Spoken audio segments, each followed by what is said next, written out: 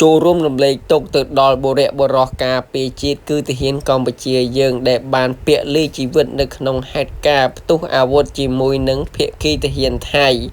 គិតត្រឹមម៉ោង 4 រសៀលថ្ងៃទី28 ខែឧសភាឆ្នាំ2025នេះឯកឧត្តមសេនីយ៍តូម៉ៅផល្លាដែលជាអ្នកនាំពាក្យកងទ័ពជើងគោកកម្ពុជាបានប្រាប់បណ្ដាព័ត៌មានឲ្យបានដឹងថាទាហានខ្មែរម្នាក់បានពលីជីវិតជាមួយនឹងទាហានថៃបានទាហានថៃបានបាញ់ស្លាប់នៅក្នុងលេងដ្ឋានឯកឧត្តមតូម៉ៅផល្លាបានមានប្រសាសន៍ថាទាហានខ្មែរយើងម្នាក់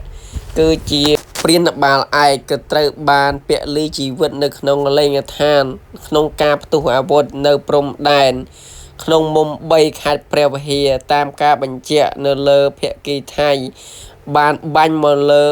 លេងដ្ឋានតែម្ដងគឺខាងថៃលេងមកខ្មែរគឺបាញ់ស្រោចមកលើខ្មែរយើងតែម្ដង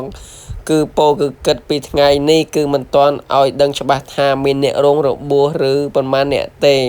ប៉ុន្តែឲ្យបានដឹងថាគឺមានអ្នកស្លាប់ម្នាក់នៅក្នុងហេតុការណ៍ផ្ទុះអាវុធជាមួយនឹងភាគីថៃនឹងឯងទាហានខ្មែរយើងសូមបញ្ជាក់ផងដែរថាបើតាមប្រភពព័ត៌មានដែលបានទទួលបានថាទាហានខ្មែរយើងដែលពលីជីវិតស្លាប់នៅក្នុងហេតុការណ៍ទាហានថៃបាញ់ស្លាប់នេះដែលមានឈ្មោះថាសួនរុនមានអាយុ58ឆ្នាំនៅក្នុងភូមិកំពេញឃុំយាង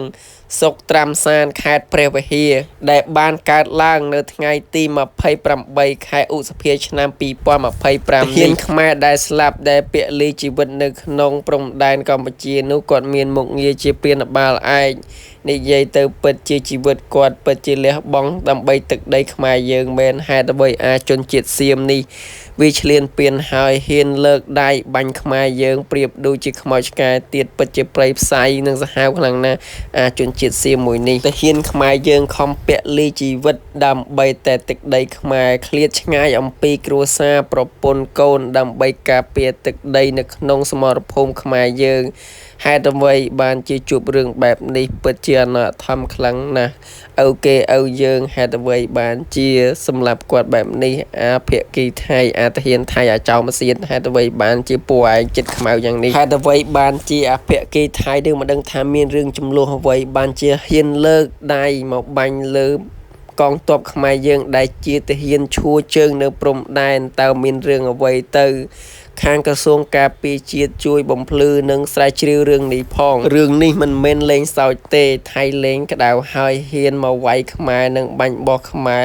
យ៉ាងប្រៃផ្សៃទៀតពិតជាសាហាវខ្លាំងណាស់ជនជាតិថៃមួយនេះ